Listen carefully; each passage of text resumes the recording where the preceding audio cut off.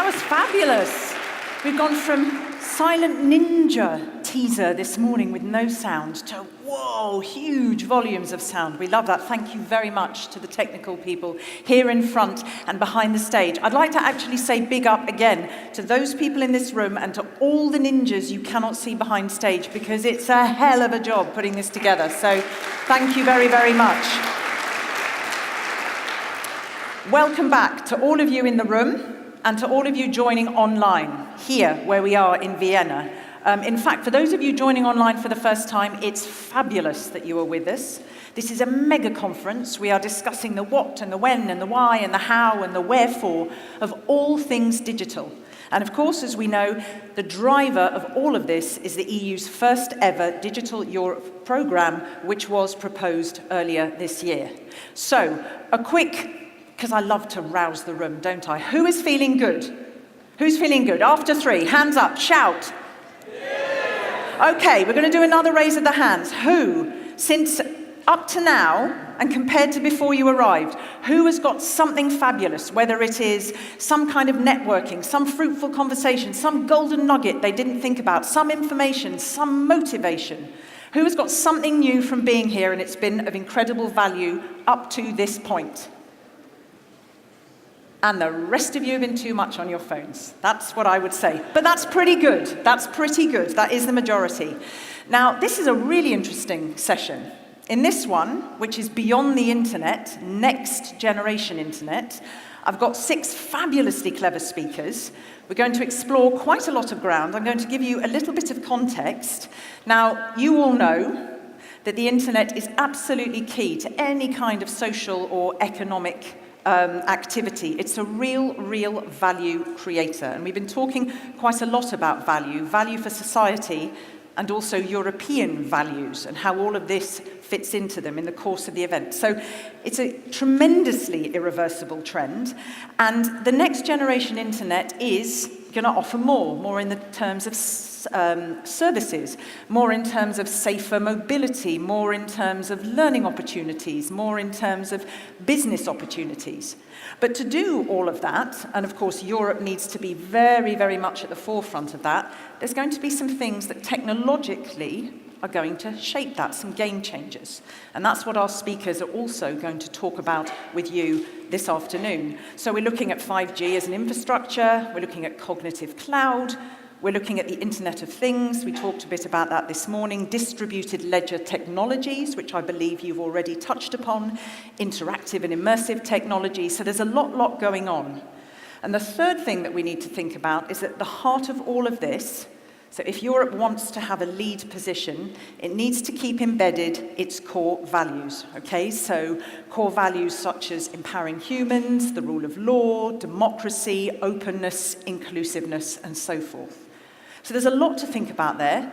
That's kind of where our discussions are going to go in a little bit of context. Before I invite our first speaker from the European Commission, if you have got the energy after lunch, and you should do if you feel refueled, I'd like to do a poll, not an open poll, but a closed poll, please. If we can hopefully put that up on screen, it would be wonderful. So for those of you who are Slido aficionados, there you go. What are your top priorities for the Internet of the future? Is it trust? Is it the users being in control of their data, their identity? Is it resilience, secure and stable internet infrastructures? We talked about security this morning in the bigger domain. Is it openness? Is it decentralization? Is it inclusion, accessible by everyone without language or diversity barriers? Or is it sustainability? What is the top priority? Just one would be good. And then we can have a look at the results of that and have a few comments on that at the end. So I give you just a few more moments. Raise your hand if you're done. Let's see who the best kids in school are.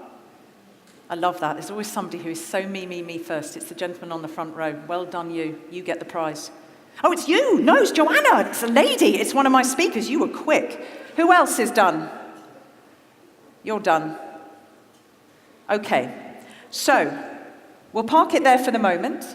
I'm now going to invite our first speaker from the European Commission to headline this session for you. So please, can you give a very warm welcome to the Director for Future Networks at DG Connect, Pierce O'Donoghue. Thank you very much.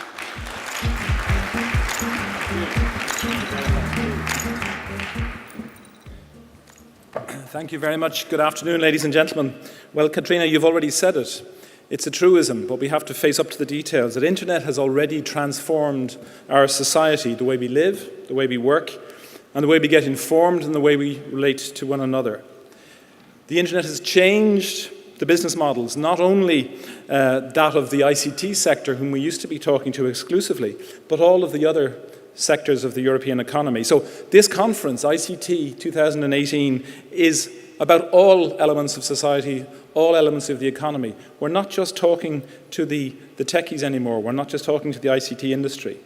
The potential of the internet is, of course, enormous for improved living, improved learning, better inclusion, safer mobility, better healthcare, personalisation of public services. Those are some things that we want to get into in this discussion this afternoon.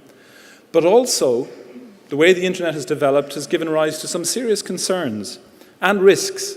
The abuse, of course, of dominant positions that have developed, user lock-in to certain services, breaches of users' privacy and security. It's worrying that almost half of European internet users limit some online activity due to security concerns. Now, in response to that, over the last few years, Europe has developed quite a robust regulatory framework to deal with some of these issues. On GDPR, that is to say data protection, of course, the free flow of data, on security for networks and information services, on platforms and platform responsibility, for safe electronic identity, eIDAS. So those initiatives have given certain momentum to the discussion that we're having now, both, of course, at European level, but right down to local communities and regions. However, one crucial aspect that is missing and that has to be addressed in this debate is the role of technology leadership. Given the speed of the development of the internet, we are often playing catch-up. We're acting ex post, as we like to say. We're reacting when the business practices have already become a fact of life. They're already rooted in the market and even in society. So for us, for example, to drive the policy debate, we have to help in shaping the technologies as they are implemented. We have to support groundbreaking research and development and innovation to help actually, without being disruptive or restrictive, to allow those public policy concerns to be built into the technology, privacy by design, security by design, etc. But also so that we can limit regulation to what is absolutely necessary, so that we do actually allow technology and the economy to develop as quickly as possible. That is the ambition of the Next Generation Internet Initiative. That's something which over the next 10 years we hope, and starting now, will help to shape the research, the innovation, and to a certain extent the regulatory environment in which Europe develops its internet. Now, I'm going to talk a bit about the funding instruments now and in the future, but I'm only doing that in order to focus on what we think are some of the key issues that need to be brought together under this umbrella, which is the Next Generation Internet. Already, under the current funding programs, Horizon 2020, we've already taken our first steps in building the NGI ecosystem.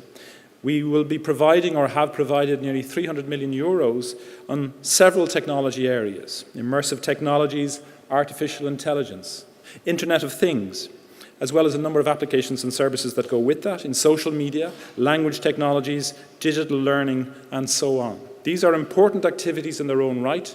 We are not seeking to rebrand them, but to examine what is the contribution that they make towards the next generation internet. For that, we need individual researchers who can think horizontally across these different disciplines in order to shape the internet together. We will, of course, also be seeking to support, through cascading grants, elements of the research and innovation community who may not traditionally involve themselves in our large funded projects through large consortia across different member states. To bring those two communities together is the next challenge, and I'll mention that at the end. In order to get to a situation in which we are ahead of the game with regard to not just privacy and privacy-enhancing technologies, but all of the other important elements through data governance, decentralized data management, discovery, identification technologies, and of course, personal and privacy-enhancing technologies. We have a number of calls that are underway, or open calls that are starting just now. Later on, but still under the current program, we will be looking at trustworthiness with electronic identities, another key element of what goes to make a safe internet. An internet which is centered on the human, which allows the individual to control her or his internet environment and not have the internet control you. We therefore have to focus also on blockchain, on distributed ledger technologies as they're called. We have to tackle some of the abuses online in order to make it a safer and more welcoming place for everybody. These are all in hand under the Digital Single Market Programme, under our strategy as well as under our research and innovation. But then looking forward to the next funding cycle, where we actually have to put these technology challenges front and centre, where we have to have a vision of the human-centric internet guiding the work that we do, but more importantly, the work that we ask others to do together in order to ensure that research and innovation across the whole internet value chain is pointing in this direction. So to that end, technologies such as augmented reality and virtual reality, they are already central to the development of a more human-centric internet. They allow the individual to place herself or himself right in the middle, but to pull back and to control the parameters of their engagement. We have to master a complex ecosystem, consolidating our connectivity assets. Katrina mentioned 5G, the opportunities at device level, and the challenges presented by Internet of Things, as well as leveraging new service opportunities with innovative approaches to cloud computing, edge computing, making sure that the intelligence of the network and the processing power is made available to the individual, is close to them, but also close to those high processing intensive activities such as autonomous driving or other video-based activities, not just for the individual, but for small companies who might be doing real-time innovative engineering and design. Then we have to address issues around digital inclusion. Digital inclusion and accessibility are essential features of our vision for the internet. It has to be truly human-centric, but it has to be available and accessible to all elements of human society. It means that technology, devices, applications, and content need to be designed from the outset to enable self-sufficiency, access, and participation by all. That includes, by the way, language equality. Now, I'm Irish, and I don't have a problem with the fact that the English language dominates the digital environment. But as a shrinking part of that percentage of the European population who will be using English as our first language, particularly with what's happening in the next few months in the European Union, is it right that less than 1.5% of the population should be the ones who are most comfortable? We have to use the technology which we're already working on, language technologies, to give equal access to all of the language groups across the European Union. And we can use not just translation techniques, but also artificial intelligence to ensure that. Again, this is something which ensures consistency of access at every level of the internet. Underlying that, there is the infrastructure. There's the vital chain of networks, the platform that provides us with this computing power which gives access. We have to take a full value chain approach to that. And in some cases, there will be disturbing questions asked for existing comfortable business models that may be seriously disrupted if we are to achieve and to maximize the potential of the internet.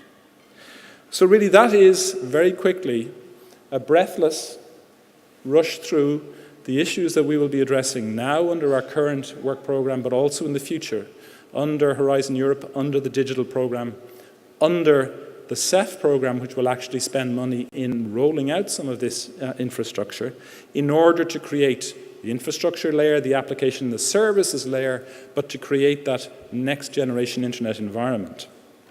But there's another environment which we actually have to actively support and create, and that's actually the community of NGI believers. That starts here in this conference with the researchers and the innovators, but also those who may not even have thought that the ICT 2018 was for them. We have spent quite a lot of resources already through support mechanisms and now through the open calls, addressing ourselves to independent researchers, to startups, to disruptors, who certainly aren't attracted by the very centralized approach that we may have taken in the past, and who, through intermediaries, will be able to access funding and therefore contribute to putting in place the disruptive technologies that will form the NGI of the future. So to do that, we need to bring them on board. We, of course, rely on the continued commitment, as we have seen, of industry, of the large research houses, of the community that is represented here. We need to bring you all together so that we can ensure that we have an internet that empowers individuals, reflects European values, and delivers more to people and society, and creates European digital leadership in the future. That is our vision. It is only a vision until such time as all of you feel involved and can contribute to shaping to how we do it. So I look forward with great interest to this discussion, to the lively discussion that hopefully ensues, so that we can actually build a vision together of how to implement the next generation internet. Thank you very much.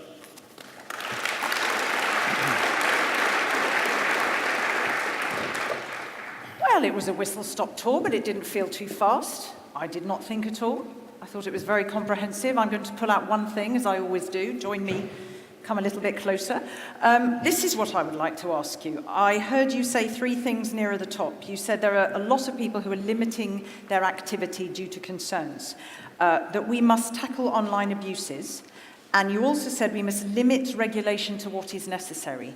Now, that's difficult, isn't it? Because with Next Gen, we're talking about all those areas, mobility, healthcare, learning, all of those areas, and I think the public is quite cognizant that abuses go on. How can they trust, in this era of non-trusting, that the right people are going to be limiting regulation and using it in the right way and not being lobbied by too many big giants who are going to say, no, no, no, don't go there, we need that, and we have to have that, and we must have that? How do we get that trust that that regulation is going to be positioned right, and it is there to protect the citizen? Well, you are touching on a fundamental way in which the European Union hopefully and certainly tries to work already, which is that we need to be transparent about our process. We need to consult at all stages. We need to allow those who have a legitimate viewpoint on these issues to feed into the work we are doing, but that in itself should be transparent. I think it's evident to everybody that already in some of these challenges, including the power of a small number of platforms, that the Commission has taken a very independent line. The European Union, that is to say the Parliament and the Council, have supported us in ensuring that we do have control moved away from the technology, put into the hands of the individual. In some cases, it has to be put in the hands of independent regulators, who themselves must be seen to be independent of government, where there may be political concerns, but also, of course, independent of commercial interests. At the end of the day, we do have and have already put in place some key legislation, like the GDPR, to protect people's personal data, and that will go on. We know also that if you regulate too much, a lot of our regulation can be out of date before it even comes into force. So a lot of the work that we are doing, for example, on eliminating terrorist content online, but also ensuring responsibility by platforms, that is done. We encourage industry to regulate themselves, but we always say that if they will not do it, then the regulators will have to step in. Okay, and obviously a key point that you said that I take out is, it can't be an add-on. It's got to be front end. It really needs to be in the very fabric of it at the outset. This is where we need to be thinking about all of this, not just kind of adding it on at the end, because everything's moving so very fast. Thank you very much, sir. You can be the first to take a seat in the living room. You can give me that, unless you want to keep holding, unless you're going to sing from up there. No? Tonight? Oh, yes, but actually he's got some very nice high heels for the Vienna City Hall. This is what I've been told. He's been teasing me the whole time. So I'm just saying, gentlemen, if you do have heels in your bag, it's all good, because he's going to be wearing his. So thank you very, very much for that. Now I'd like you to welcome back a lady who was on the panel yesterday on artificial intelligence. We have the terribly energetic and erudite Cecilia Bonfeld-Dahl. She is Director of Digital Europe. So give her a very warm round of applause, please. That's for you. Thank you. I don't know what terribly energetic means, but I think it's a good thing, right? Okay, thank you so much for inviting me here today. next generation internet. I think what we've seen is a major shift from information flow, access to knowledge that we never had before, easily, search and then you have something. The next generation also means the shift towards value. If we look right now at, for example, just the export figures for Europe, we know that around 34% of the exports comes from services, but around 60% of the value, so the profits, come from services, and mainly data-driven services. We know that companies, SMEs that are digitalized, have 2.6% higher earnings in their first years of living, which means that the value creation has shifted. Also, another thing, I remember being at school and everybody talked about globalization. Right? It was like a concept. Actually, I'm not that old, right? It was a concept. We were all reading about globalization. And what was it? But digitalization, we didn't even discuss. If we look 10 years back, digitalization was not discussed in public policy. Right now, it's all about digitalization.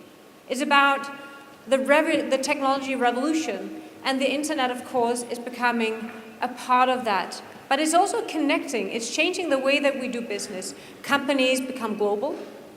We always talk about the big foreign giants. But look at the giants of Europe. Are any of them only European? No. They are all global. We have a lot of very, very good giants working globally. So let's just question ourselves. Will we ever go back to only having wealth creation within a country or within EU? No, we will not. And this is also why, of course, we have a special environment in Europe when we discuss internet and digital, because we are so fragmented. We're still discussing whether we're Swedes or Danes or German or French. But honestly, the value creation has shifted much more to a global level, and it's a part of the future also. Which means that, yes, we need to fix the fragmentation of the European market, but we also need to see the internet and the development of the internet in a global context. And I would say, are we lagging behind? Are we really lagging behind? I know that there is some business to consumer, big giants, and we all discuss about this, but what do we want with this future internet? And I'm going to skip the part where I tell you a little bit about Digital Europe. This matrix is how I see value creation shifting and the value of the internet going from information towards value creation. Every sector will actually be digitalizing. They will be moving their services into the internet, which means, of course, we need more security, a different way of looking at the internet. We need to categorize different risk at different levels. Let's just take health. Should we be scared or should we really want to have health services on the internet? Would you want, for example, to have predictive services on your health situation so they can treat you before? Or do you want to wait until you get sick and go to a hospital and learn that you are sick? So technology now poses a range of possibility that we never, ever, ever had before, that our children will be living with. So let me go to this one. I would say we need capital, yes, and for once the European Union, they put forward a really bold, really good program called Digital Europe. It's actually exactly doing this. It's creating a safe internet. It's investing in what we need. Cybersecurity, AI services, innovation, connectivity, making sure that we have the elements in society that we actually need to take all these services, all these industries through this digitalization in a safe way towards the era of digital creation, digital value creation in a global competition environment that will last and never come back to what it was before 2008. This happened and it will not change, and we are a part of it, and we're doing pretty good. I think where we're really lacking behind. So let's look at my 5C here. We discussed the culture and the cohesion. Start thinking as Europeans. Stop thinking only as a country. Value creation is created globally and within Europe. And right now we know that 2/3 of the SMEs, not even the SMEs, the unicorns are leaving Europe because it's too difficult to make business. So let's start working with that. But the competences is key. I believe in democracy through empowerment.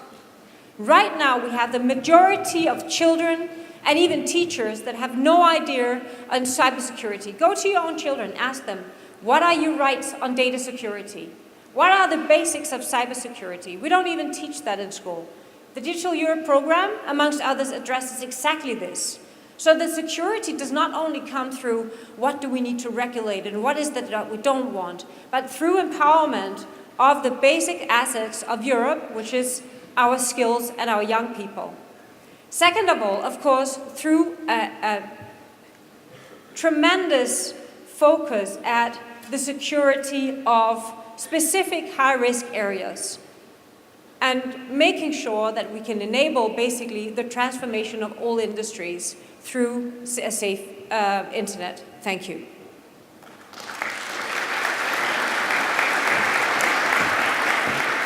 Come here. It's horrible, isn't it? There's too much to say in too short a time. It's Yes. just awful. But very good points made. What I pick up from you, from what I hear, and also what I heard yesterday, is this is your favourite question, and it's a great one to ask. What do we want? What does Europe want? I mean, you also talk a lot about stop thinking like that, and we have to think globally. But a lot of the words I associate with you is what do you want? What's our intent? What's our aim? That's where we need to start. An important question about SMEs, because you quoted the figure at the beginning about higher value when SMEs are digitalised. And we heard on the first day, I think it was in the first chat, about the need to help SMEs, they need transition. Why are there not more that are digitalised in your stats? I mean, what can you tell us about that in a couple of words? Of course, I mean, for an SME, when you go to the next growth phase, you have to invest. So it's mainly capital and capabilities, right? And then I think mainly it's actually also the lack of the skills of the people. When you have people, you get innovative ideas and you know you need to do it. But if you don't have the skills, how would you get the idea, right? And instead of being empowered, you become scared or you feel, all these giants and what's going on, the business environment is changing. And we actually see with the unicorns that they find it too difficult to actually stay in Europe. They look across and they look at Germany or France and they think, I'll never get in there. Let me go to the States, it's much easier, right? So it's also a cultural thing of thinking, too much in smaller units. But we do have unicorns that stays here and grows here, and we should really foster them because it is a global market and they are born global. Many of the companies, that survived the 2008 crisis, these are the companies who had digitalized in time and really had a global market. And then we should also see that it's a new way of building ecosystems. If we look at, for example, the platforms, they actually bring down the cost of going to new markets tremendously, right? Before they had to go there, they had to get a shop. Right now, they can enter global markets much, much faster, which actually, for the innovative SMEs means a huge benefit, access to market that they have never had before, right? So some of it is really capability, some of it is really, I'm sure, paradigm shift. You will always have the pioneers, won't you? But you can't afford not to be one. I mean, we're not even in a stage of pioneers anymore. It's kind of like that's where it's at, isn't it? Yeah. Thank you so very much. Please go and join Pierce in the living room. Thank you so much. And a warm round of applause, please, to our first speaker. Thank you very much. So, now, the very, very speedy Slido pollster is our next speaker, Joanna Bryson, who is Associate Professor. She runs the Artificial Models of Natural Intelligence Group at the University of Bath. You're doing a walking, talking. Yeah. You're even going up there, aren't you? Well, I might do. Come on, you're spoiling all the jokes. All right. There you go. Sorry. That was not my transition, so anyway, it doesn't matter. I'm talking about artificial intelligence, and I want to communicate 5 things in 5 minutes. And the first thing is intelligence is a form of computation. It's not math, it's not an abstraction. It's something that takes time, energy, and space to perform. So what's not going to happen in the future is somebody's going to discover a magic algorithm and suddenly have all the answers. The reason that AI is so improved in the last years is because we've gotten really good at uploading the computation we, both culturally and biologically, have already done. And one consequence of that we published last year was that we showed that word embeddings, which are just really basic AI for figuring out how words are used, have the same biases, both useful stuff, but also sexism and racism, implicit biases as humans, as the people who type the words. Not surprising, because we are the ones who make words mean what they mean, right? But what was surprising was that we showed, this is where I was going to jump up, I'll do it. This over here, the y-axis is those evil, sexist, racist word embeddings I was telling you about that are actually just like us. It's not really evil. And this is actually the real percentage of workers in occupation. So each of these dots is a job. And you can see it's a 90% correlation. And some of the reasons only 90% is because word embeddings only work for one word at a time. So those outliers are something else. So the point here is that we are finding out more about ourselves, about our implicit biases are reflecting things that happen in our history. Our explicit decisions not to be racist and sexist are an important thing that we've chosen, but it's a target, it's not the current reality, so we're not going to just upload that with AI, right? It's something we have to build. All right. I think we've already said this enough today. I can zoom through this. The EU is not losing, and I hate it when people talk about that. And we need to think about how to bring big tech into our economy and our power dynamics, because it is transnational. But don't think that we're losing. We aren't. All right? Income is deriving from undenominated bartering, right? It's actually, we're getting stuff and we're giving stuff away, and nobody even knows what the value is, so it doesn't go into GDP, and we're not getting our fair share of redistribution back. Nobody is, but even if it was getting taxed by one country, all the countries are providing part of that value. So we need to think about redistribution more. And we shouldn't be trying to make sure that one nation has privileged access to the data that's being put together by these tech giants. So, hello, there we go. That kind of thing leads to inequality. And I want to emphasize something else. People think, is AI causing inequality? Is it because of the job situation? I hope we talk about jobs. But that was talked about yesterday. This wasn't. So coming back to this again, what is this graph? This is a graph of, on the one hand, this is American data, I apologize, but it's similar for Europe, especially UK, sorry. The dark is what part of the income goes to the top 1%, so like to 18% here, right? So where we are now is similar to where we were when World War I started. That should worry us, okay? What happened was in the UK and the US in the 30s and some other countries, after one World War and one crash, that was enough to get people to say, hey, maybe redistribution is a good idea. And we had a coalition between the elite and the proletariat, and we got things fixed. In other countries, because they were having wealth extracted because they'd randomly lost the First World War, they fell into fascism, and it wasn't solved until 1945 and the Bretton Woods. But you can see that once we got the polarization together in America, that was when we started being able to bring down the inequality. It was done by policy. Some people I've heard talk about the great decoupling of 1978. No, there was a great coupling, and then we lost the political will around 1978 to keep making that go, to keep making wages rise when productivity rises. This is something that benefits everyone. It helps with social stability. So, I don't have time for this, but just the basic idea is we can fix this. It's fixable. Okay, and my last slide. No, this isn't the last slide. Actually, this is, sorry. What matters is human accountability. The British already figured this out 5 years ago. We need to figure it out too. We can't hold AI to account. We can't dissuade it with our laws. We're never going to build in the capacity to suffer in order so it minds being in jail. If we do build that in, we'll take it back out again, right? It doesn't make sense. We have to hold people accountable, and we can do that. We can do that just by following standard DevOps, so we can tell what decisions were taken when, about what code is written, which libraries were used for machine learning training, when things were deployed, how they were being monitored while they were being deployed. It's established software engineering technology. We just need to get people to understand we can do this.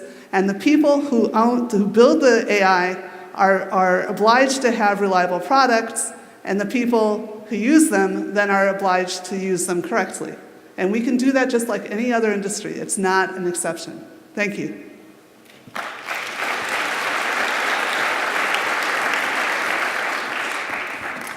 So this issue, you can, sorry, Oh, sorry, I forgot. apparently I have to stand here, not here, so you have to go back a bit. Oh, I have to go back. No, here. Oh, Voila. And otherwise we can't see your shoes because they yeah, well, they're blend. It's like a chameleon. That's what I was thinking. I want to be on the orange. Yes. Okay, but stay with me. Yeah, because then we'll go with your shirt. A quick, important question, I think, because some of that, for me, genuinely was a bit, whoo! So, I'm sorry. No, don't worry, and you will have more time, I promise you, and it's ludicrous, 5 minutes. But what I do want to say, because it's important what you said at the end, you said we can't hold AI accountable. We need to hold people accountable. Right. So, in your realm, in your research, in the people you meet, in the huge international symposia you attend, do you feel confident that people can be relied upon to be accountable? Oh yeah. I mean, all you have to do is, it's some pretty basic stuff we've understood for millennia about incentives. So the point is that if you make it such a thing that you can expect it's going to work out better if you play ball with other people, then yes, people will by and large be reliable. This is, literally, as you said, I've been attending all these meetings. I didn't used to know about this. I was a psychologist and a computer scientist, but I learned about international relations. The reason that you make a treaty isn't because everybody is always going to keep to all the treaties. It's because you establish in advance what is the expected behavior and what are the penalties for violating that expected behavior. And that helps people make the decision about whether or not to break the norms. And it also helps that if somebody does break the norms, you at least already have people committed to do something. And it doesn't always work, but it makes it work a lot faster. So that's the way the law is. We can do that. We just need to make sure we don't have people saying, oh, it would stagnate innovation if we actually knew who was accountable for what software libraries we'd link to or something. It's like, no. If you don't have innovation that is stable enough to persist, then you don't really have innovation. It doesn't matter to have something flash up and then disappear. It's the rate of innovation times the length that it survives in our culture, in our economy, right? And for stability, sometimes you need to have something like accountability. Okay. You are very clever. Oh, thank you. Yes, and now she's walked off with the microphone. Oh, sorry. Not that you two aren't, because you are. It's just that it's more with Joanna that I had that kind of chicken run. Who's seen that movie, Eyes, going, goink, goink, goink, goink, okay, yep, okay. But very interesting. You've done lots of interesting things. I can see why you are so passionate about all of this. But more from you in a moment. So we are going to go from Joanna to another lovely lady. Yes, I think we are actually got more women than men on this panel. Tremendous. So could you please give a very warm welcome to Silvana Musella. She is CEO and founder of Trust IT Services. This is an SME that provides, let me just see if this is right, international marketing and research specialized in fostering ICT solutions globally and across Europe. Is that broadly correct? That's yours, just in case. Okay. You don't want to walk? No, Nah, I'm wearing, stay there. I've got Pierce's heels Just on. don't drop off the back. You've got Pierce's heels. I have. Oh. Thank you very much, Katrina. Thank you for the opportunity for giving a brief zoom in for these 5 minutes. So, Silvana Musella, Trust IT, I'm one of the organisations, together with others, who are involved in one of the NGI projects who are trying to build and go beyond the internet in practice. And so what I wanted to do today is to go into the opportunities and challenges of this in the words of the public. What do I mean? It's precisely that, because we've opened an open consultation that wants to bring in a richer dialogue. Those people we mentioned before who haven't actually contributed in the past to R&D funding, haven't thought about it. These are the people we want to be speaking to from all walks of life who can support this new initiative going forward. Is that going to work? Okay. So straight from the NGI's mouth, we said before that this is a human-centric approach. It's been said more times before as well. And here at ICT 2018, one of the nicest things about ICT, and I've been to all of them, and if we remember ICT 1998, here in Vienna, put your hands up who was here. Oh, okay, yeah, I can see some of you. The nice thing is that you get the people sitting around tables during lunch and coffees planning their new projects, proposals. It's lovely seeing that, and you still see that today. The difference today is that these conversations are having a convergence of technologies in place, and it's sprinkled all around where you're talking that your proposal is now talking about cognitive cloud, it's introducing elements of AI, it talks of cybersecurity, 5G, immersive media, etc.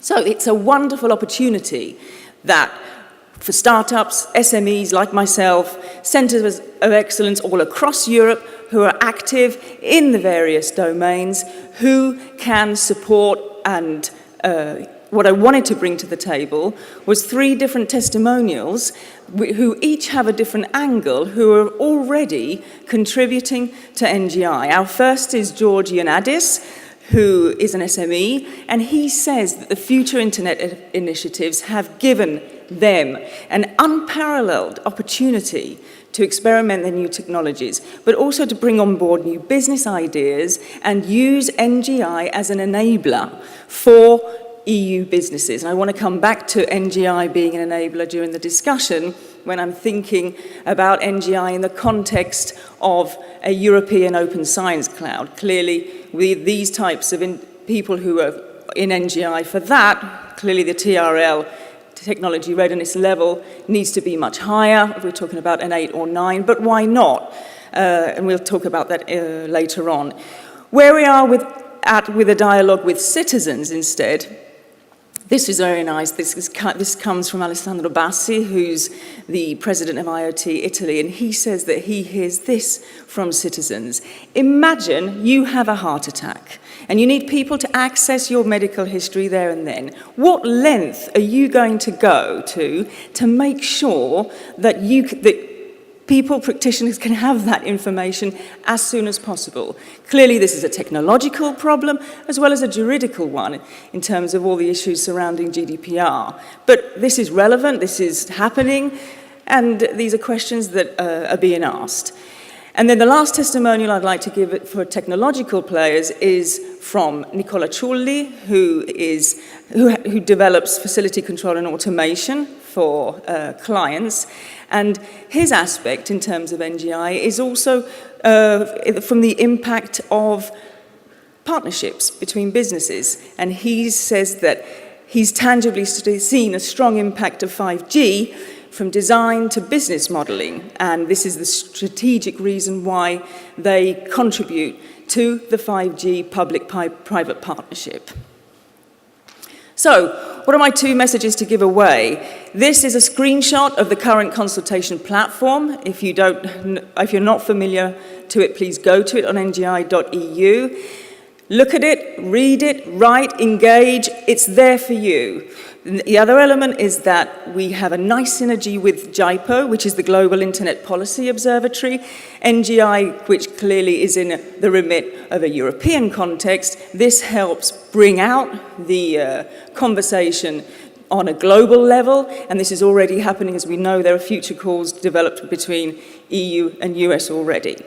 Then the example I've given here is from one person who's interested in the call ICT24 and specifically around data portability. So what has he done? He's actually included as part of the consultation platform this comment, and it's a good place to ensure you get visibility also from others and try and engage for this.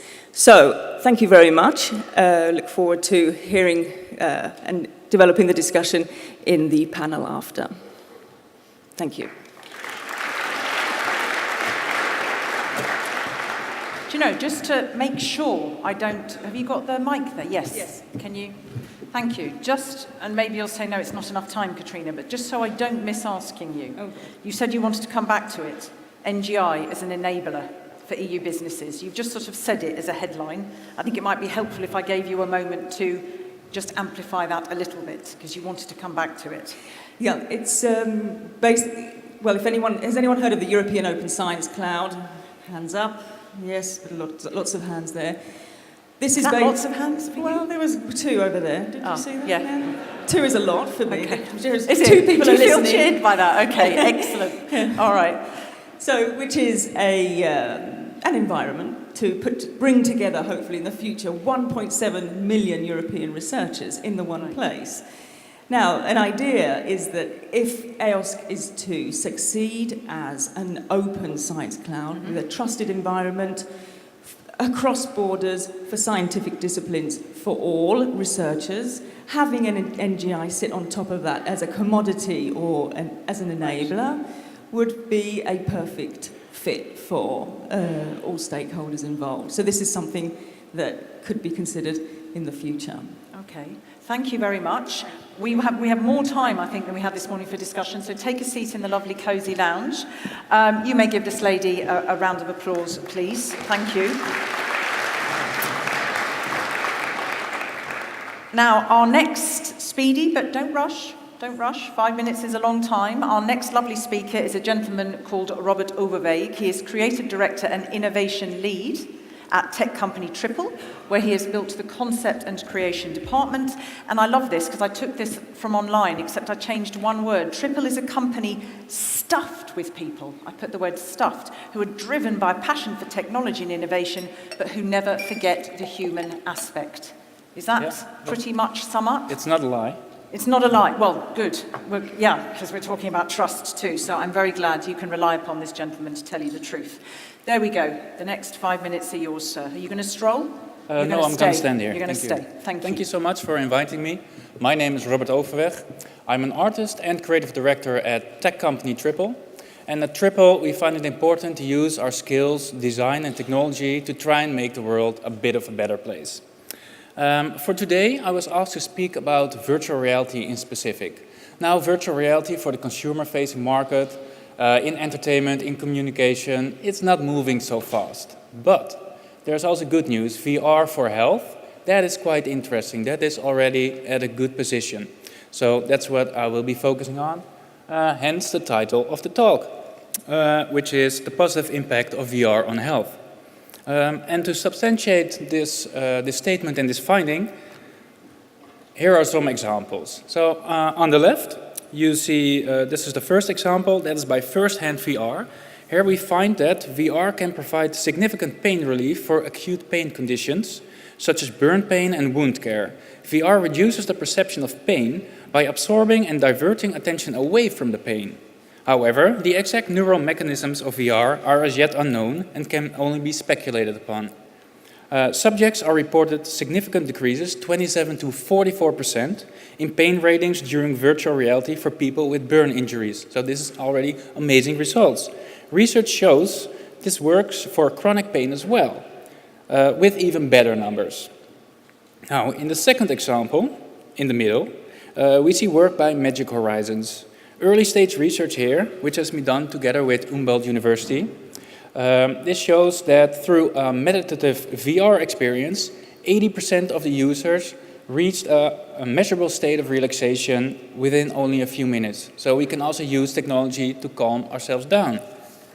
In the third example, on your right, this is for patients with severe post-traumatic stress disorder. I'm not sure if you guys are familiar with this, but this is something that you can get from either being in a very horrible car crash or if you've been in some sort of abusive situation. Those are just two examples. This VR tool transforms the well-known therapy of EMDR, and this helps you get rid of your post-traumatic stress disorder. And early stage research shows that post-traumatic stress disorder patients experience a decrease in subjective units of distress from 10 to 2 after just 10 sessions. So these are people with severe conditions, and this seems to be working. So all of this, to me, is fantastic news. So we can do amazing things, but there are also a few problems. So for once, health organizations have other priorities and require standardization before they can adopt. And this is good, because standardization and stability are great, but also make it slow to adopt. So we could improve there. And for once, health has difficulty to keep the electronic health system up and running, for an example, so new opportunities don't have a lot of focus. And then if we look at how development can work together with research, we see that research and development, there's a very, very large cultural divide, and there are different interests. So, but of course we know research is paramount to bring new technologies forward. Yet culturally, research is very different from tech and dev. Dev often has a new release cycle every 2 weeks, and research can take 6 months to 1 to 2 years. You can imagine the large gap. So these are different time frames, and people speak a different language. Furthermore, these long research programs are difficult to fund for small, medium enterprises. Furthermore, researchers are judged by the amount of publications they make, not the impact their findings have. They have little incentive to put their findings into the market. While they do want to contribute as human beings, it's difficult because their context doesn't really allow them to. So, we are missing out on the possibility of helping millions of people right now due to the aforementioned cultural differences, different interests, and lack of funding. But I think, at least I hope so, that we can fix this by working together and really understanding each other's challenges. I think then we can move this forward. So our proposal is to set up a work group with health organizations, research, development, insurance, legislation. We get everyone on board, maybe even some funding. And of course we know that we don't have the answers yet, but we should at least talk with each other and try to understand each other. So I've already done a small round and I've spoken with people from the field. This brought us to the following insights. We should create standardized validation systems because the old systems are a little bit outdated. Open uniform access to data and insights would be helpful, and we should try to align and learn from each other with combined goals. Otherwise, we have to wait if the market can come up with solutions. Maybe a large tech company can step in, but I'm not sure if that's what we want. And I think as a social Europe, I do believe that is something that we should be working on ourselves, so we can let the tech work for us already. That's it. Thank you.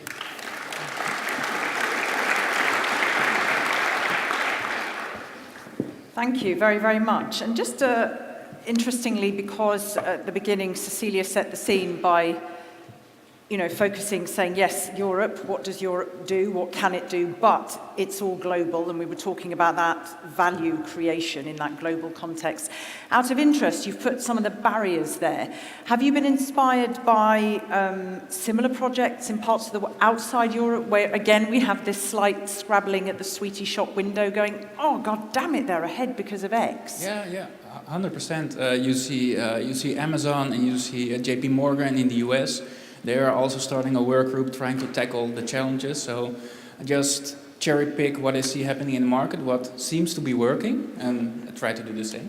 And when you see, you said we need to do this, we got the working group, we need to have these conversations, couldn't a big tech giant step in?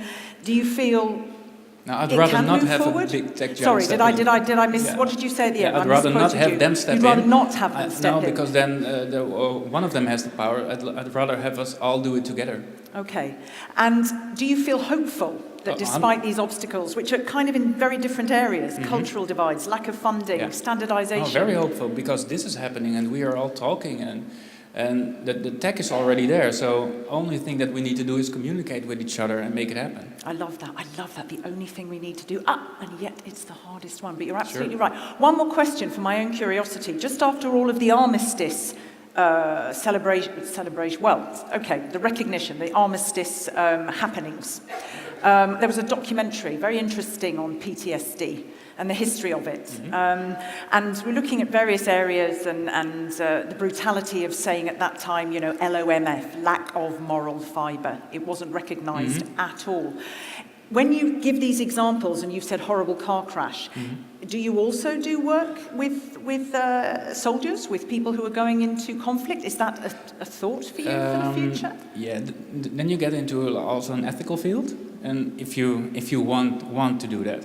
So, okay, so it's more complicated. It's very complicated, yeah. Okay, all right. Thank you very much. So much. Very clear presentation. You can give me that. A round of applause, please, for our penultimate speaker. Thank you.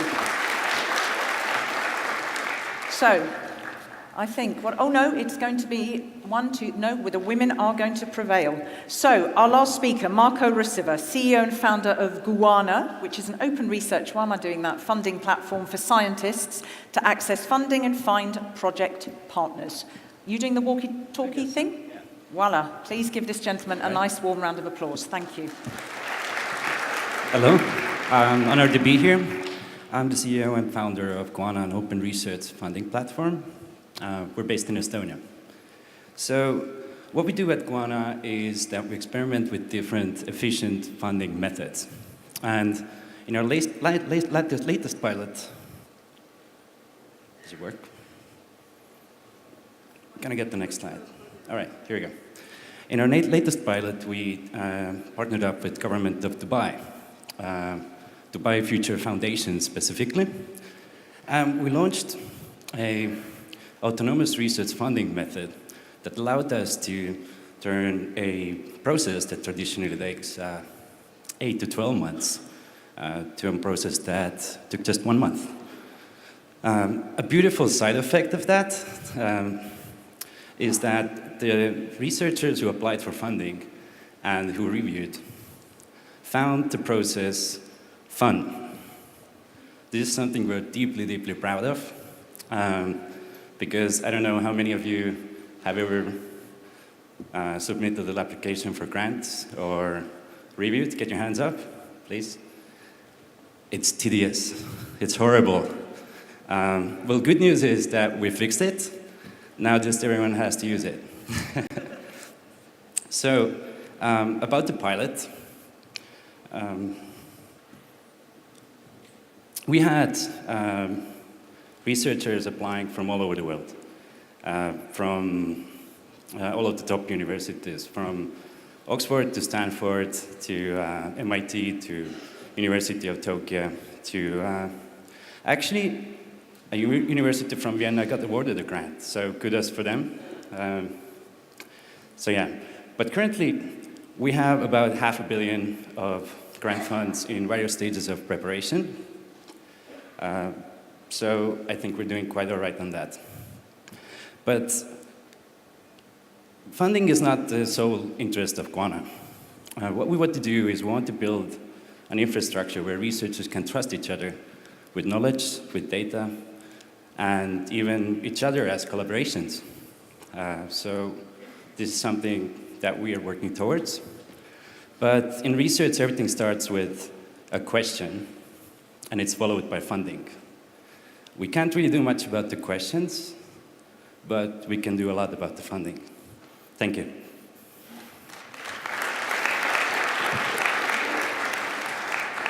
You may hang on to it. Okay, so I said to you yesterday I will give you a large bottle of alcohol if you actually stick to your under 5, because he was going, oh, I shall be under 5 minutes. And I said, yeah, right. But I'm going to get a wine. You've been really short and sweet. I'm going to ask you something totally different, totally random. I mean, no, a good random, not a scary random. First of all, it is very true. It's a very good use of the word tedious. I think everybody would agree, tedious. Just, you know, because you're quite young. I'm not that young. Okay, fairly young. Why funding?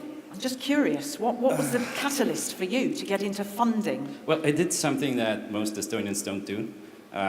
Pick up the phone and call people. We tend to avoid all direct communication. Yes. So, and basically we asked research and we talked with them. We had a lot of chats with everyone around the world to understand what the biggest pain points are. And we realized that the bureaucracy and the paperwork related to funding is a massive waste of time. They're spending crazy amount of time just working on papers, stupid stuff. Sorry.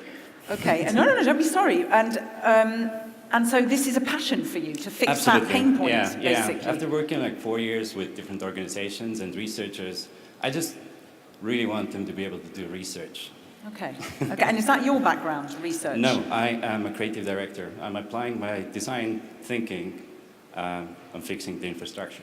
Okay. It's very interesting when you say from Estonia, because I had a minister in Brussels from Estonia doing a headline speech on an event I did earlier this year, and I said, why are you Estonians culturally such pioneers in the whole e-environment? And I was expecting something, I don't know, poetic or existential or something, and he said exactly what you've just said. We like our neighbours, we just don't want to be too close. Yeah. I believe Skype was founded so we just would call each other instead of meet. Yeah. Anyway, it's splendid. Thank you very, very much for your presentation. You can give me that. Can you give him a very warm round of applause, please? You may join us in the room. You may come. So, ladies and gentlemen, I will just spend a short time, because there are a few additional questions I wouldn't mind putting to you, and then I'd like us to be the birds on a wire down here, and we will open to Slido so that I can give a chance to the audience to stay awake in this difficult slot when they're digesting their lunches, and that's a tricky one.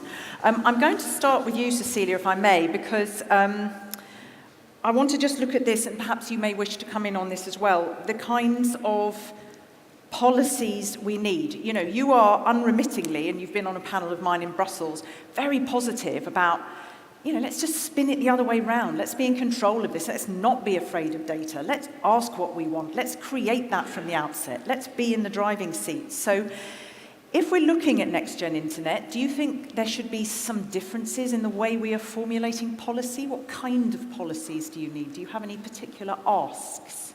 I thank you for posing me exactly that questions. Of course we have. I mean, as soon as we move into an agile world where you cannot do long-term planning, but you really also, because there is such a big gap between the knowledge of digital and the general population, it creates fears and even greater distance. I mean, policymakers are of course not better in technology than the general population, so there is also a lack in the policy-making process of what digital can actually do, and that demands and calls for much more collaborative forms of policy making, sandboxing, trying things out, much closer dialogue. I'm not in favor of, for example, hearings. I mean, I believe in getting people into a room with different viewpoints and really trying to find out where do we come from, what are the risks, what are the benefits, what are the goals, define the common goals first. I think there's been a tendency in the past, because there's been, digitalization also make the citizens much closer to the process if we do it right. So we can actually get a much more interactive intervention right now than we could before, and we haven't cracked the way to do it yet. It's still like we have to protect them, they can't really know, it's unforeseen, instead of thinking maybe, listening to what they say and giving them the knowledge could actually make them make wiser decisions and even enhance them into the process. Okay. So, and it actually gives a much larger responsibility on industry and on private sector, because a lot of the knowledge in this process is actually in the private sector. So it also demands from us that we really step into and make an effort of explaining and giving knowledge and even teaching, the fundamentals of technology. So much more interactive process, yes. And you were, and I'm just saying, you were not, did you want to add to this? Because you were nodding, like in agreement, or it was just, yes, Silvana, you wanted to come in here. Thank you. Thanks, Katrina. Thanks, Cecilia. I'm going to push it out to all those, from a policy perspective, push it out to those projects under Horizon 2020 and the future ones as well, the ones that also have a task dedicated to policy-related issues regarding their research and innovation. How, when you leave a lasting legacy in your project, you leave a product, solution, application.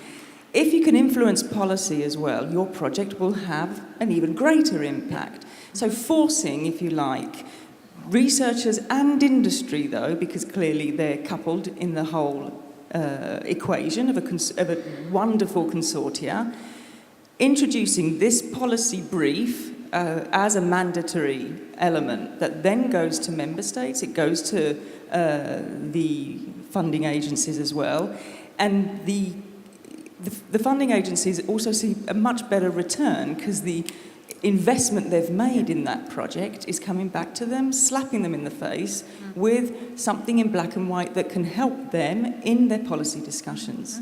Thank you. Very, very, very clear. Joanna, yes. Well, on the one hand, since like 1994 or 5, I've had an AI policy webpage, so I try to make my stuff known. But whenever we say that there's something that everybody has to do, every researcher has to do, it makes me a little nervous.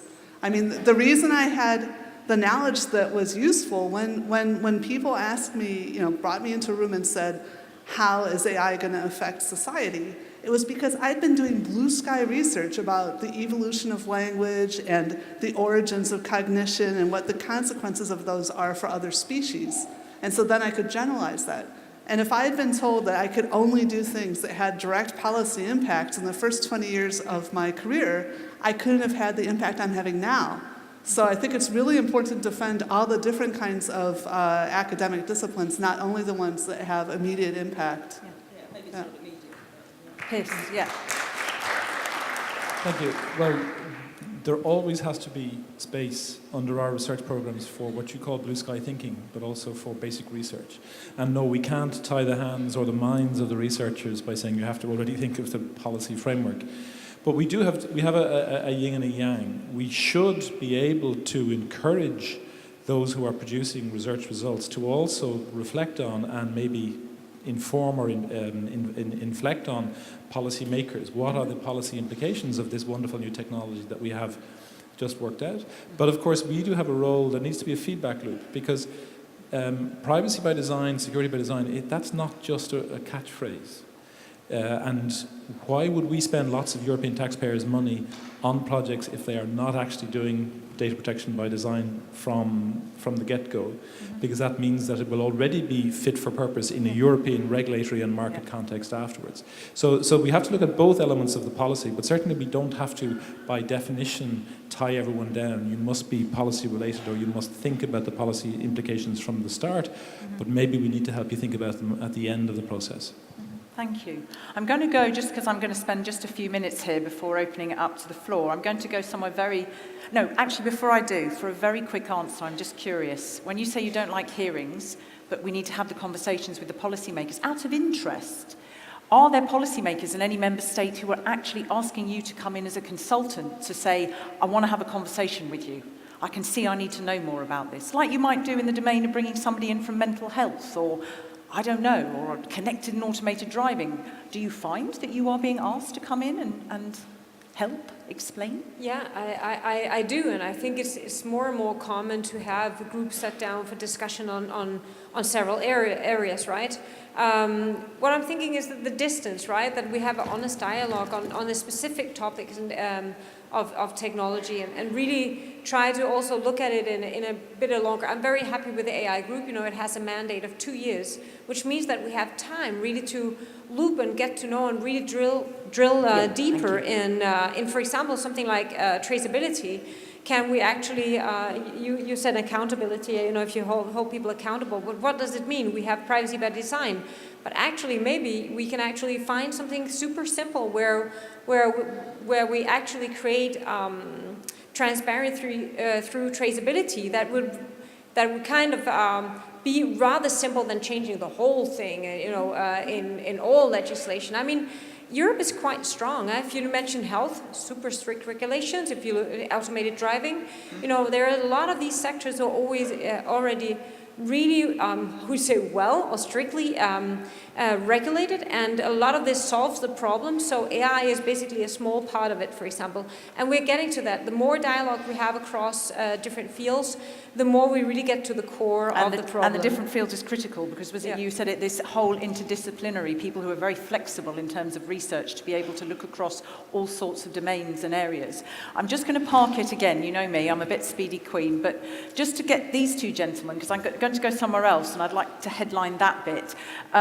So we're looking at, virtual reality. I'll come to you first, and the internet and experiences within it, what's happening. We know how fast it's moving. You're saying you've got obstacles to speed. So if you're looking at where the internet's going to be in 10 years, Oh yeah. How can you see your project fitting? How does it go? I mean, how do you align the two?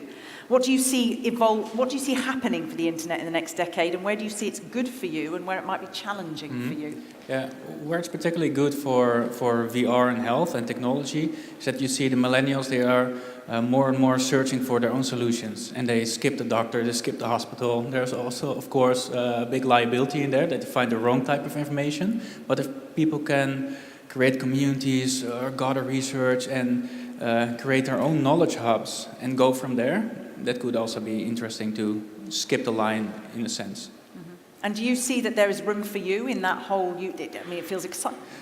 Well, we work on quite difficult project with PTSD, for example, and you don't want to mess around with your brain at home with a VR headset, because VR can also create false memories. Yeah. So that's not something that you want. Absolutely. Don't try this at home. That's absolutely. Thank you. And just because you talk about removing the pain points, and again, looking ahead, looking to next gen, looking at all of these technologies that are going to shape the next 10 years and more. Do you notice, where do you see the most demand? Where is the most activity happening in terms of next gen? Do you see when people are looking for funding in new technologies or areas? Is there any trends particularly? To be honest, I don't think the question will be like what areas need more funding. I think we have new fields growing up, especially in the next 10 years that we can't even imagine right now. But I think it will always be around the human communication and understanding each other, especially when you talk about, boxing, the research studies and so forth. We need to understand why things need to get done. And for that, we need a really clear communication with the policymakers, because if a researcher has an idea in a lab, it's not the first thing they're going to think about is, what's your policy on that? You need to be accessible, you need to be a friend in that journey. Okay, one more moment before we move out of the living room. Go for it. Yes. It's a question for the whole panel in a way. A couple of the things that have just been said, and also as we were kicked off, have talked about like this decentralization, the importance of communication, but there's sometimes, and the delocalization, but sometimes locale really matters, and sometimes centralization really matters. So if it matters whether the people that you live near are taking care of the fire safety of their home, if they're inoculating their kids, if the people around you are getting well educated, it affects your quality of life as well as their quality of life. And it's important for us to have localization. And similarly, it's great if people can have decentralized healthcare and they don't go to the hospital and catch a cold or something, but it's terrible if then they go down this crazy non-vaccinated route, and then that actually compromises all of society. So in enabling a lot of power, I guess this is one of the security problems we've had in general, in enabling the power of individuals, we also sometimes break the connections to really important knowledge bases. Mm-hmm. So I don't know, that was just sort of something that I was worried about by what all three of you said. I don't know if anyone wants to say something. It's a communication problem that's already there that we have to fix. Pierce.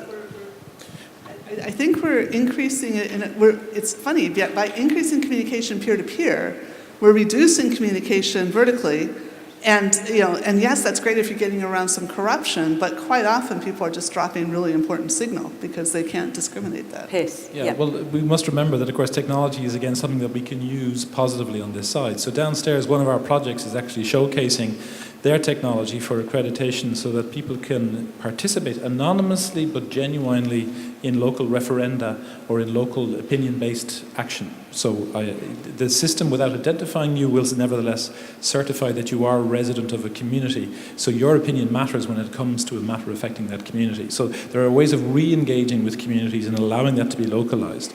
So again, this is the positive as opposed to the negative. I spoke at the start about the fears and concerns, but I hope it was clear to everyone that our message is that we need to embrace the technology, harness it in order to overcome those fears and concerns and get it working for people. On that note, working for people, can we all come forward and sit like birds on a wire? Just take your mics And can we see what's coming on Slido, please? And we have to do this a little bit like a game show, ladies and gentlemen, which is hard, that we need to be really concise. Have a look through. First of all, okay, we're going to do that. Were we going to do that first? Okay. Yeah, thank you. Thank you for that little tip there. I have the power. Thank you very much. We've got 2. Okay. Okay. How does quantum internet fit into, and as I said to you, I won't always know who's best positioned to answer, if anyone. So, okay, into the next gen internet. Google has hypothesized in one of their cloud events that cloud is going to be public utility. Will the EU consider regulating cloud computing as a public utility? Well, I'm responsible for cloud computing, so I'm going to go first. Yeah, you should go for sure. When I say responsible for cloud computing, saying the answer is no, because we're not responsible. Which cloud computing would be my smart answer to that? Because cloud is becoming an essential part of all of the technologies that we're talking about here in ICT 2018. We have computing on the edge, which is, again, something already slightly different. And we have cloud computing, which supports highly centralized, high-performance computing, etc. So there will be a utility element. Everything, your local 5G base station will require some cloud to support it if it is to do all of the wonderful things in real time safely. But where we would have a problem is that if, as cloud infrastructure, the servers become a commodity, if that becomes a bottleneck for access to and use of these technologies, then of course our competition lawyers would step in and maybe think again about it. But we don't see that why that should happen. It becomes a utility, it's not the biggest cost element, but it needs to be accessible to everybody. Okay, you wanted to? Yeah. Now I'm more hesitant. Just hold it nice and high if you may. Right, well, as soon as I think of something to say, it's clear. Here. Yeah, just a minute. Oh, sorry.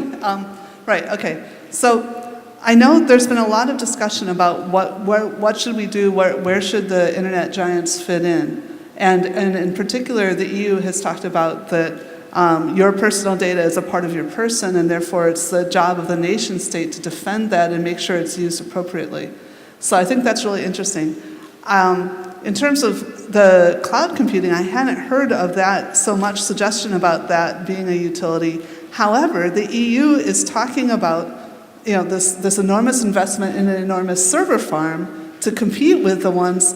People don't realize this. There's just incredible infrastructure. Computing is not magic. It takes, incredible amounts of energy. Google, because of their cybersecurity concerns, they build their own chips. They have their own fiber optics circulating the globe, right? They're not even using our communication anymore to try to defend our security. So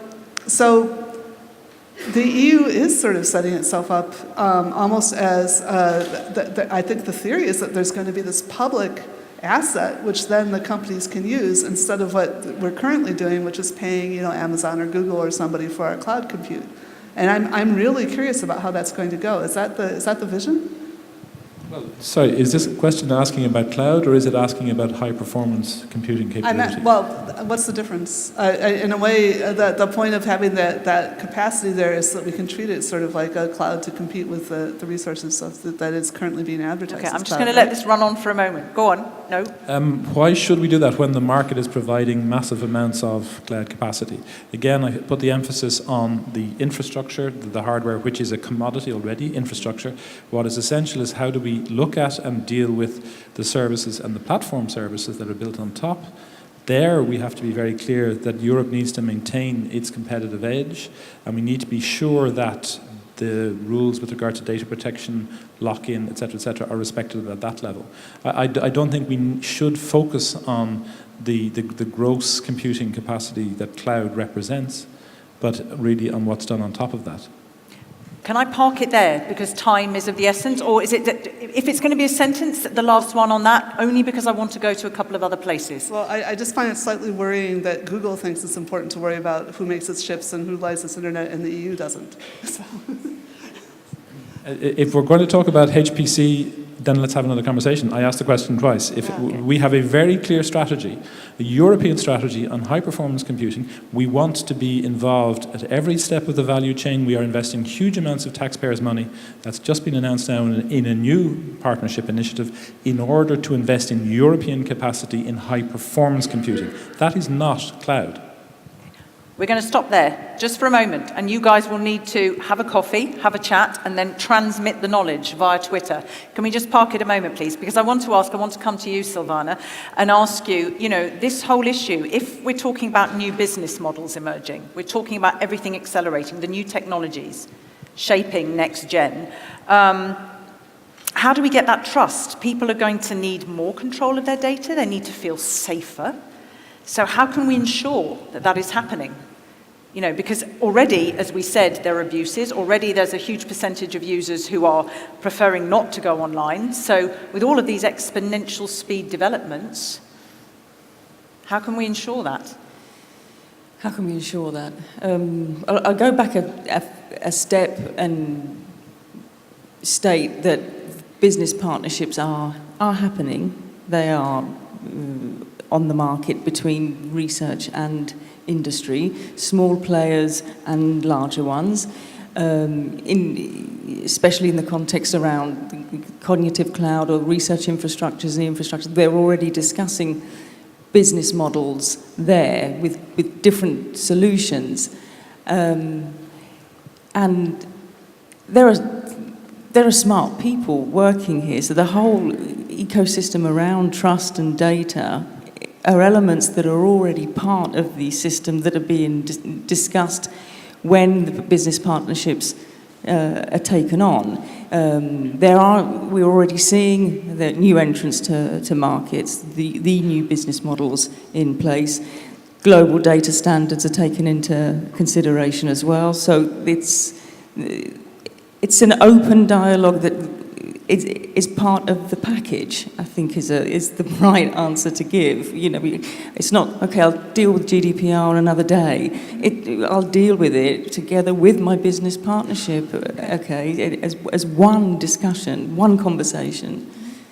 Did you want to? Yes, I want to add to that. What I find interesting is what I recently read about data pods. And you've got two companies, which I know of. One is called Inrupt, and the other one is called IRMA. The last one is a Dutch initiative. And it works in a way that all your data is stored in a pod. Just hold the mic here. It works in a way that all of your data is stored in a pod, signed off by the government that it's actually you and your data. And this data doesn't leave the pod, and the people that you interact with, like Amazon or other parties, don't get that sort of data. In that way, we can find new ways to protect the consumer's data, and I find that quite interesting. And again, I come back to you in terms of, I think it is also more from the customer side. There is a huge potential in the internet. We need to be careful. We know where the data. I think that media-wise, the dangers of the internet come out quite a lot. People are quite savvy, or at least a little bit wary. So how can we? Well, you talked a lot about education. This has been your thing, young people. Or everybody, but is there something we haven't discussed where that trust can be enhanced so that full potential for the next decade or so can really come out? It seems that I'm repeating myself, but really I believe that Europe is quite strong. We have the GDPR, we're discussing trust, we have now the cybersecurity certification standards, we're developing you could say, if I've traveled in Asia and in US, and everybody's looking at Europe like, okay, the center of where we actually discuss these things very quickly, right? And even though we are playing catch up on the policy area, because really not on the technology, but the use of technology and the understanding of technology, we are quite advanced. So basically, I think it's also about informing and implementation. That people actually know how GDPR works for them, what can they expect, what are their data rights, cybersecurity, what does it actually mean to protect your PC and your data, and what is a cookie? Nobody, let's be honest. How many people in here actually read all the cookies that they click? One, those two, two. three. Just those two. Four, maybe. Okay. So it's also the immaturity of had we, for example, told our kids, you need to read those cookies to know what it's about, right? Or found a more efficient methodology than cookies, for example. Well, but we still have that lack of implementation, but we actually have good rules and regulations in place for this. And this needs to also reach the people who are scared, like, to relax. We're pretty good on this. And if you don't know this, here, you know, you can find the data. You have here, the possibility to empower, to inform voilà. yourself. Yeah. Just yes, Joanna. This is a slight digression, but people keep upvoting the quantum question. So I just wanted to point out there was a fantastic talk on cybersecurity this morning, a panel, and there was a quantum communications person there. So go watch the videos of that because Stephanie Rennie, yes, yeah, absolutely. she was fantastic. She was great. So maybe apparently there's a massive EU investment in that, and we're all going to be protected, and it's going to be great. I am still curious about the actual energy use of quantum, if it's really going to be as big of a change as people think it is. But anyway, a lot of people that know more than me were here this morning. Can I just close this by asking you each for either something that you haven't said that really, because you only had 5 minutes, you want to say, or if there isn't anything particular, just going back to the context I set at the beginning, that looking at the future, yes, there's the technology, yes, there is enabling better lives in all sorts of areas, but from a point of view of protecting European, within a global context, core values. Is there any thoughts you have, so kind of on that, for what's going to be coming in the next decade and beyond? Yeah, what would be useful is first that everyone knows what these core values are. Because if I'm a developer and I'm just at work, you know, I should at least have a list that these 20 things need to be in the code or need to be ingrained in the system in one way or another. Especially if everyone is working quite solo, and that's necessary. Okay, did you want to step I would in love here? to know that too, please. Just commenting. Oh, sorry, right what on- did you... Sorry. +1 on that question, please, thank you. +1. No, so just answering that question, I mean, right now the high-level group on AI, we're discussing exactly that.